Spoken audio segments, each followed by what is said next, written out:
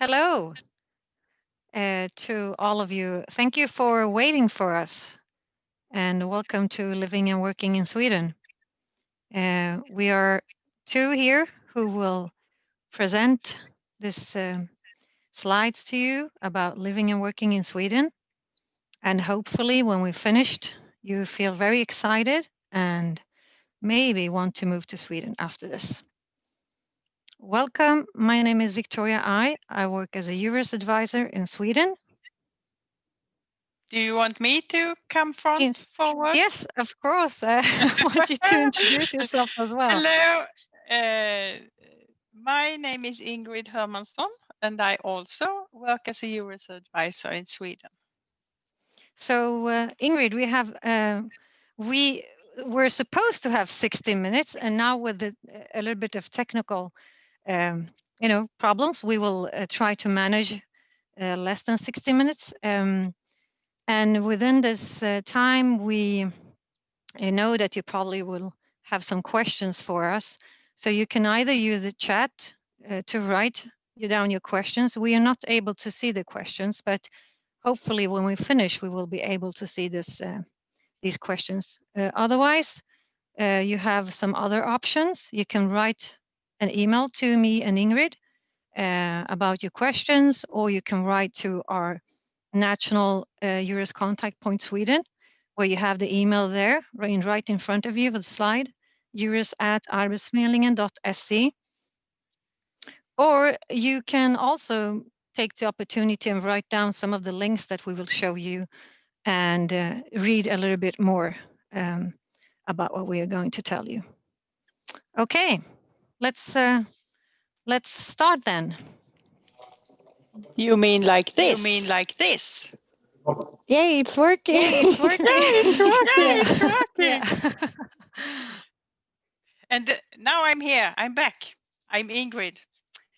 And I will tell you some facts about Sweden. We are actually the third largest country in EU.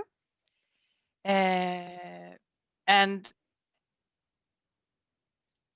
we have a very big area. And we are 10 million inhabitants in the country, but 85% of us live, if we draw a line just above the bump, close to Stockholm, 85% of us live in the south of Sweden. And I would say that 85% of the forest lives north of that line. And we also have some mountains in the north. But we have nice job opportunities in the whole country. So we are talking about the whole country, even if the people lives in the south. Our currency is Swedish crowns, and you get about 100 crowns for approximately 11 euros.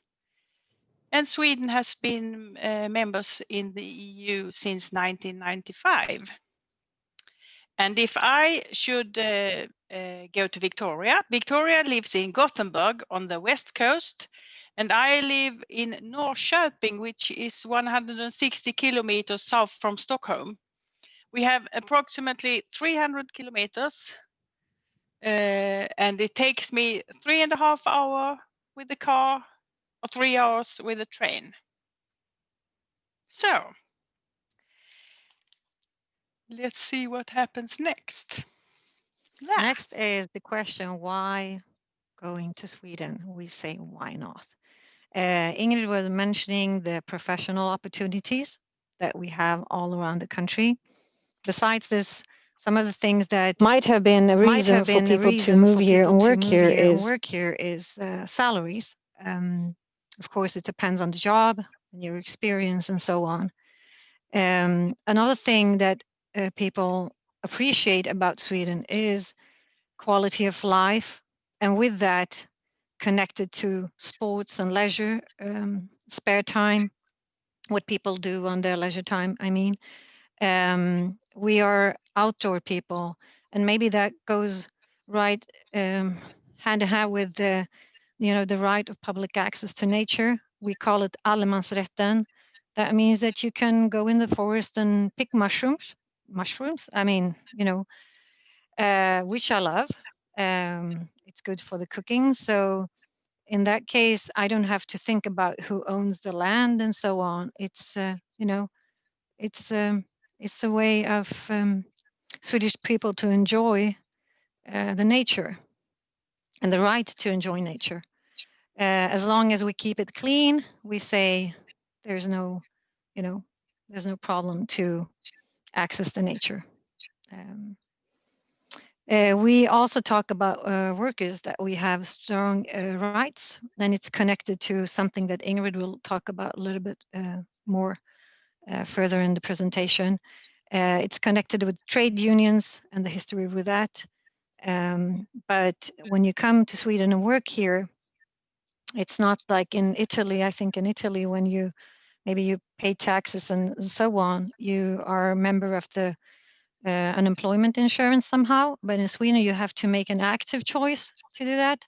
And I think we, and also in Denmark, is a little bit different to most European countries when it comes to this, that you have to make an active choice to unemployment insurance to make sure that when and if you get unemployed, you have the insurance to cover you. Okay.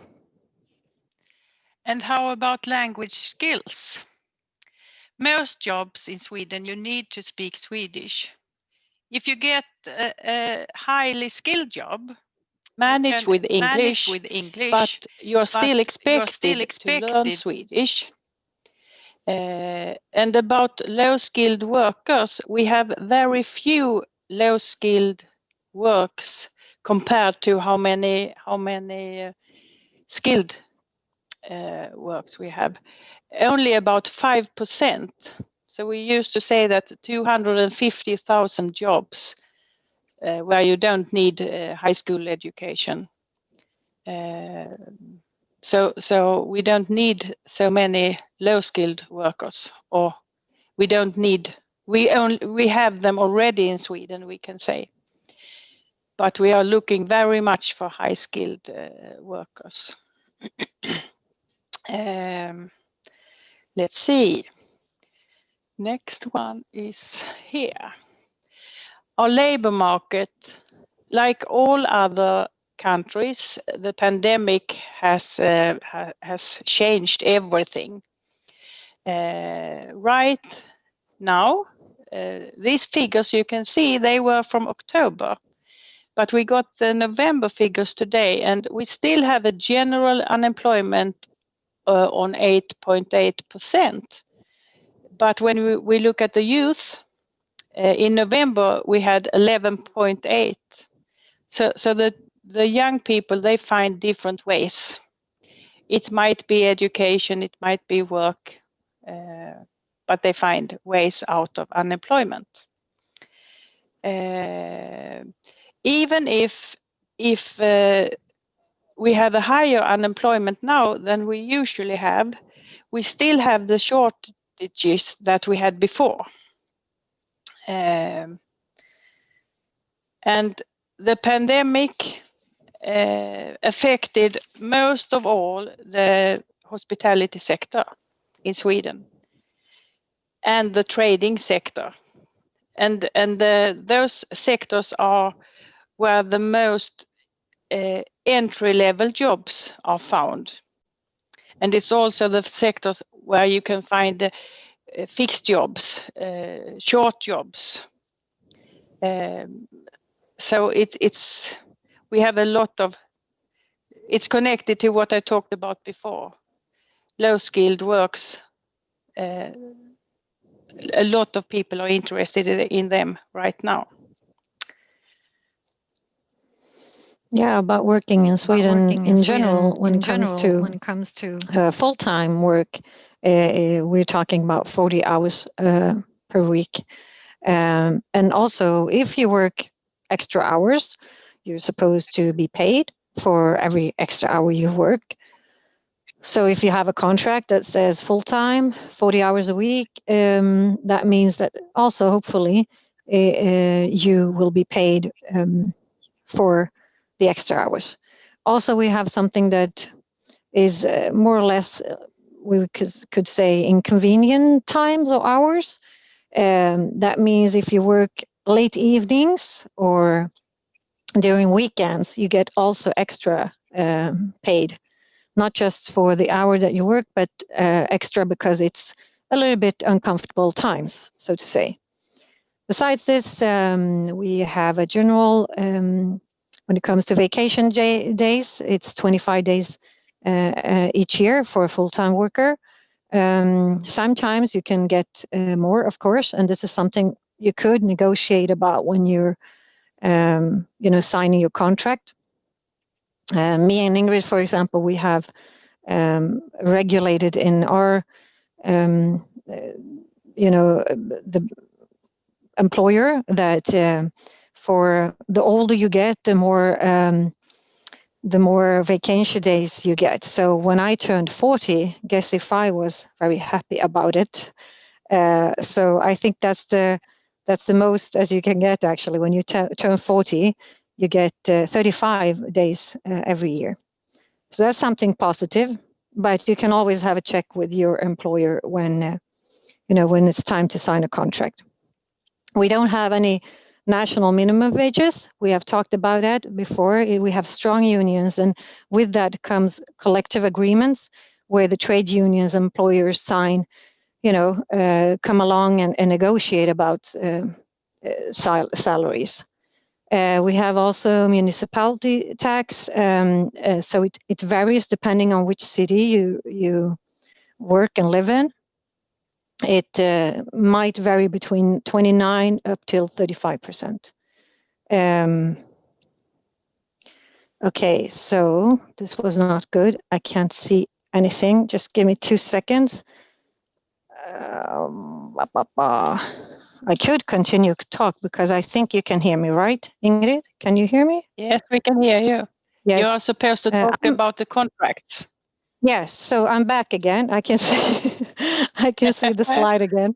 It's very nice with the online, but sometimes it's nicer to be there to see you in real life. Yes, about the contracts. It's you mentioned some of the contracts, Ingrid, temporary or fixed, as you want to call it, or permanent. That's the most common ones, I would say.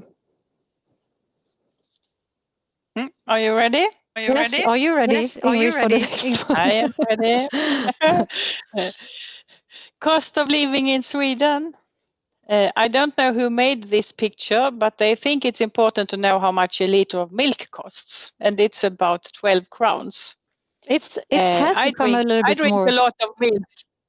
Yeah, it has become a little bit more expensive, right? Maybe 13 or 14? Depends on which sort of milk you drink. Oh, okay. I drink a lot of milk, so I know it's right. Okay. But I think I'm the only person in Sweden that still drinks milk. Other people drink water or beer or wine. We also normally, when it's not pandemic, we go to the cinema, and then we pay about 140 crowns for ticket. Before we may go to a cafe and have some coffee or lunch, and it's between 70 and 150 crowns. 1 liter of petrol is about 15. If you need to commute to the job, it's a difference if you live in a big city or if you live in the countryside. Somewhere between 700 and 1100. Where I live, we are about 5,000 people who commute to Stockholm every day. And we have to pay about 4,000 to 5,000. But that is a little bit special. And then you can make you can show it when you pay tax and you get money back.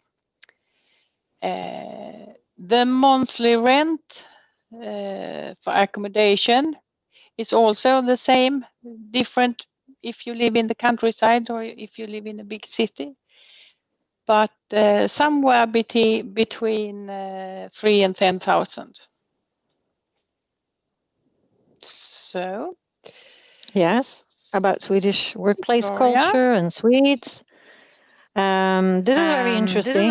I guess many of you that are listening now, we don't know even how many you are out there, but anyway, even if it's one or two people, maybe some of you have been working abroad before, or maybe when you have been working in Italy, you had colleagues that have been coming from abroad. And this is very interesting when you meet different cultures and trying to work with each other and getting along and you know, trying to understand the culture in the country that you're coming to. In Sweden, we call it, we have flat organizations. How could we explain this? By, for example, if you're a manager in a team, most of the times you probably won't see the manager in that way that you might be seeing it in a more hierarchical organizations. The leader or the manager are supposed to kind of make other people grow without being taking too much place or space in the team, so to say. It's very it's flat, and it's all about working together, getting along, having a consensus, you know, when you make decisions. And Swedish people are, you know, tending to avoid conflicts. We don't like to argue too much, to talk in a very calm and have a nice discussions without too many arguments or so on is quite common. But we are getting more influenced, of course, by other cultures, and we are having more people from other countries as well. So it's all about making people have their own voice. And I think this is also, I'm getting the chills right now because I'm thinking about the pandemic, and me and Ingrid were talking about it yesterday as well. And you know, Sweden has been in the media quite a lot in the springtime of 2020 because of the you know, the COVID-19, and we have been looked at in a very how to say, in a strict eyes from abroad, that we don't really pay attention to the COVID-19, but actually it's very historical about this, and that governments are normally don't forbid people in Sweden. I think Ingrid, who has more knowledge about and skill more about the historical, you know, the trade unions, all this. Maybe Ingrid, you can explain a little bit about that as well. But it's something we're very proud of, and something we actually would like to promote to you when it comes to Sweden. That the government don't forbid people to do anything here. It's all about people trying to encourage other people to do the right thing, to take care of each other, to take care of the somebody else, but not forbid anybody to do things, or not to do things, I mean. Ingrid, please go ahead and talk a little bit about this, because this is something important for us. Yeah, the pandemic, it's very it's a good example, because our authority told us you must be careful, you must wash your hands, you must keep distance. But our minister of the state didn't go out and say a lot of things. It's the authorities that give us advice, and then we together help each other to do the right thing. And we had weekly, from the beginning we had a conference every day in the television, where they were talking to us and discussing and explaining. So it's different. The police doesn't come and say you must do this and you must do that, and if you don't, you get a fee. We look after each other and our neighbors instead, to see that everyone do the right thing, and if they don't, we talk to each other. Yeah, and it's quite important. And I think that freedom. Yeah. Yeah, it's a kind of freedom. And I think it's connected to the next thing, the first name basis, the informality. It doesn't matter if I live close to someone ranked much higher than me. I can still tell them about like the waste bin if they do something wrong. if they don't do as they are expected to, I can tell them, hello there, I think you forgot that. I don't say you mustn't do that. I just tell them, I think you forgot your piece of paper here on the ground. So it's a way of living. And it's also connected to the next point of the gender equality. It's gender equality, it's equality between all people. And here we go again with the strong and active trade unions. This way of living was developed like 120 years ago. And like 100 years ago, we made this big agreement on labor market that it's the trade union and the employers who negotiate everything. We don't have it in the law. Every year, the trade union and the employers meet and then negotiate about different things. It's about wages, it's about the environment, it's about education when you work, it's about everything. So we talk to each other and then we don't raise the voices, but we can have a hard negotiation. It happens that we go on strike, but that's very, very unusual. So we only use it when we think now it's too much. Now we have lost our ability to speak, our ability to make an agreement. Okay. Did I forget anything? No, I think No. you got it really good there about the gender equality. Just saying something extra there. That's something really what I love about Sweden. Gender equality, especially as a woman. Yeah, just that. I really appreciate Sweden when it comes to. We can just say there that our society provides daycare for every child born has a right for daycare. That's why we can have gender equality, because both women and men work. We have the highest rate of working women in Sweden. Also, parental leave, where the fathers today are, I think, have 3 months. Is it of parental leave? Normally, it's 1 year. We share the parental leave. We share the parental leave, like between moms and dads. So that's something to for the government, I think, to kind of make the equality even more equal between genders. Okay, so about something fun. Now we're talking about something we both like in Italy and in Sweden. Sorry, this is the camera. A cup of coffee. I'm going to ask you a question, and I give you 3 seconds to think about it, and then I give you the answer. And probably you would answer the right thing, because otherwise I wouldn't ask it.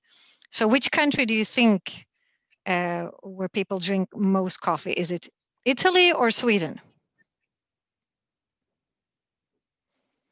Okay, so now you thought about it, you probably have the answer in your head. It's Sweden. We actually drink 3.2 coffee cups a day. I think this is probably my third cup today. We love coffee, and most of the employers actually have always a coffee machine at work. So there's always free coffee in most workplaces, I would say. At least all the places I've been working, we always had free coffee. This is a way to encourage the employees to take coffee breaks and to have to socialize with each other and talk during, so you get more energized and more energy. And when you go back to work, you're full of strength, not just the coffee, and I hope, but also for socializing with your colleagues. Otherwise, oh, by the way, we're the second country in the world that drinks most coffee. First country that on the top to drink most coffee is Finland, 3.5 cups. Maybe it's not so interesting, but as an Italian, I would say that at least those Italians I know, love coffee. And you have really terrific coffee in Italy. And we have been influenced by the way you've been drinking coffee and making coffee. So I think in this perspective, you probably like Sweden when you come here. Yeah, and besides that, we take our shoes off when we go indoors, especially when we go to people's home. I don't mean that we take our shoes off when we go to work. No, you can keep them at work. Do you want to say something about the last about the shoes? Ingrid? No, not the I don't shoes, have but anything. do you see the last one? But I have something to say about the light. Now Yes. I'm sitting in Sweden, and we have the same time as you, 3:45, and it's completely dark outside. These 2 months, like December and January, are very, very dark. But instead, in the summertime, in June and July, it's almost never dark. And in the north of Sweden, north from the polar circle, the sun never sets. The sun is up 24 hours a day. So we are very affected about how much light we get. So we are much more active during the sunny part of the year, and a little less active in the dark part of the year, I think. How about you, Viktoria? Are you active in December? Well, I do some yoga. Mostly it's indoors, but there's a lot of light there, candles. That's how I try to survive my winter time, by lighting, with a lot of candles and Christmas lights, actually. That's something, Yes. that But cheers me up. In the very north of Sweden, where it's the darkest this time of the year, there they at least have the snow, and the snow lightens up. Here we are still a little bit in the middle of Sweden. We don't always get snow, and when it's not snowing and it's only dark, then it's very dark, and then I get a little tired. So I rest a lot. So with this, we would like maybe with this, Ingrid, with this, maybe we want to say that if you're coming to Sweden, come in the spring. That's the best time to start working here, because then you have a lot of light. You're starting to know people. Everybody's super happy, and you get a lot of friends, and you're set for the winter, I would say. So come up here in the spring if you have the choice to to choose between when to start. So now we'll see what comes next. Engineering, that is my special. Viktoria will tell a little about our different areas we work with, but I work with engineering. Right now in Sweden, we need engineers. We always need engineers. And now I will read for you because it's too much to just know. But our industry is very innovative and sustainable. And we are at the forefront of development regardless of whether it's mining, wood, paper, automotive, space, steel, food processing, sun power, hydropower, wind power, or any traditional area. We have a strong and proud industrial nation. Right now, we need a lot of persons in the north of Sweden. So if you like snow and mining, this is your time of the year, because our mines needs both geologists, engineers, and technicians. And we also now have on our bank with vacancies. Sorry, our bank of vacancies. We don't have a bank of vacation. We also have a lot of electronic jobs, mechanic jobs, and chemical jobs. And we're looking for development engineers, production managers, project managers.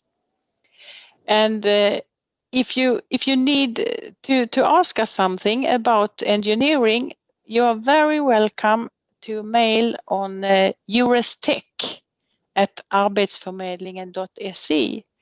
So if you can take a print screen or a photograph with a mobile or something, you're very welcome to come with your questions about this. And I also work quite close together with my colleagues in the ICT sector. And there we always welcome software developers who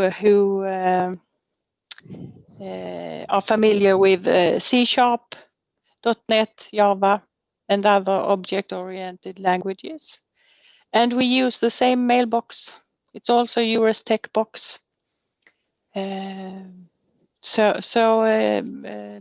Write to us if you have some questions about that. Yes. So the time flies by, and these vacancies these positions that are mentioned here are actually published at IOLAVORO webpage.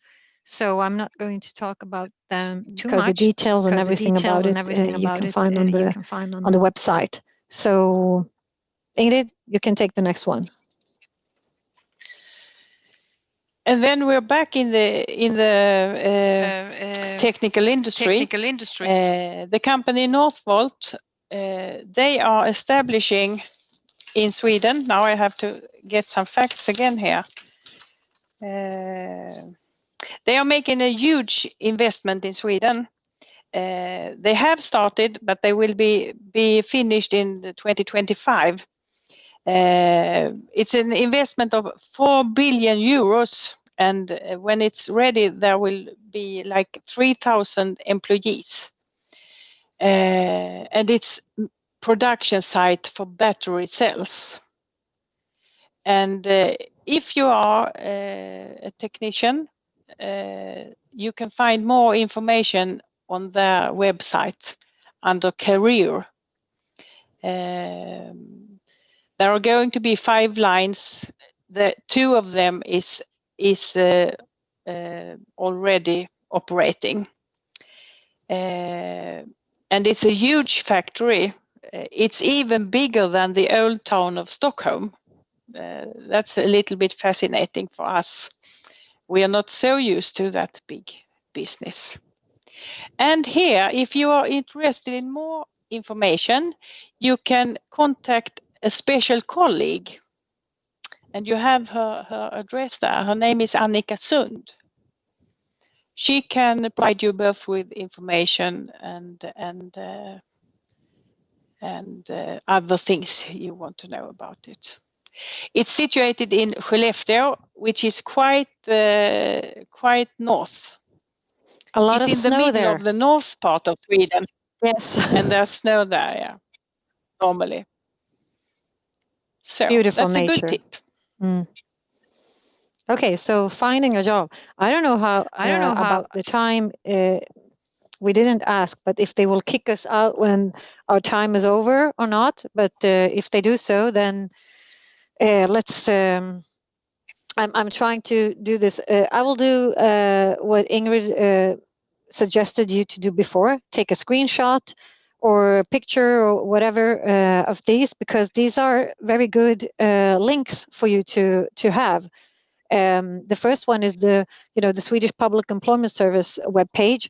I would recommend, or we would recommend you to use the EURES portal, because in Sweden all of vacancies that are published in the Public Employment Service are forwarded to the EURES portal. Every 15 minutes, it's updating.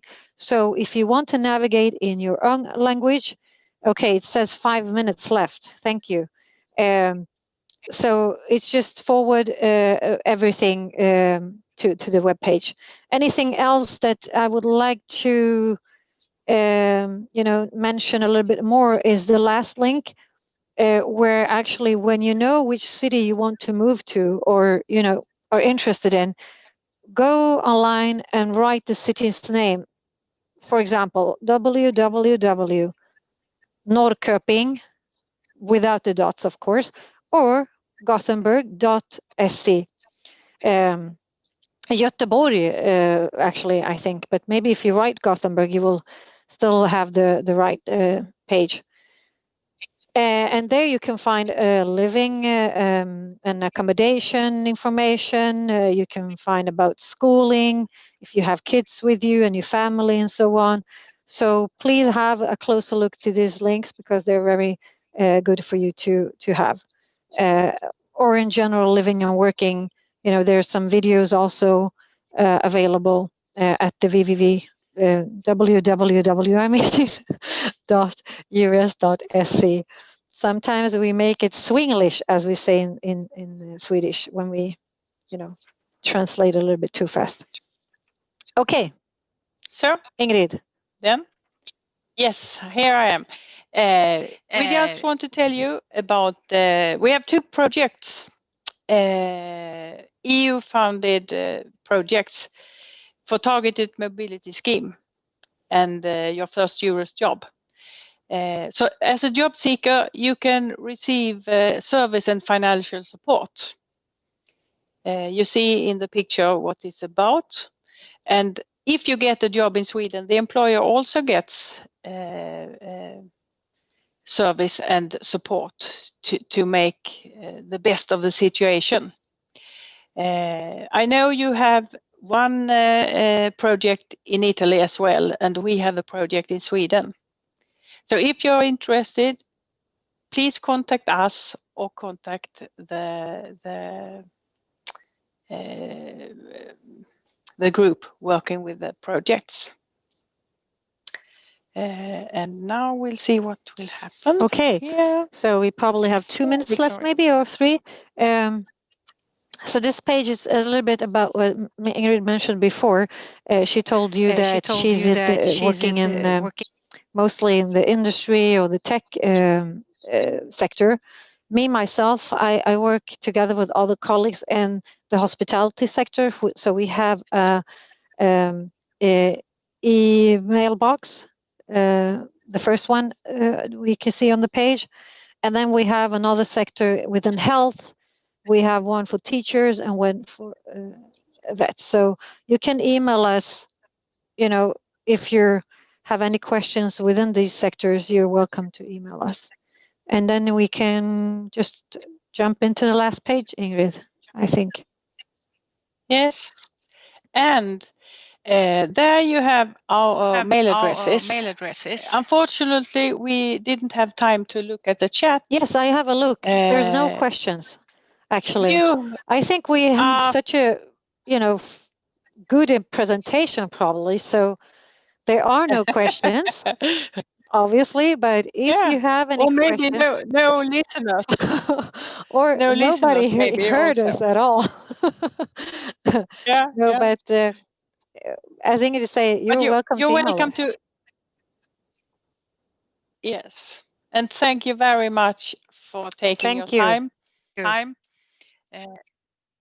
No, I was just saying, hopefully you're inspired by, our presentation. That was our purpose, that, motivates you and maybe inspire you to move to Sweden and work here if you find any interesting jobs.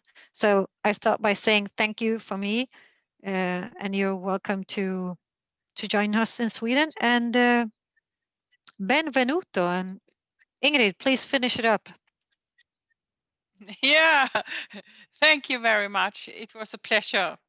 Hope to see you next year on place in Torino. Bye. Thank you for listening. Bye.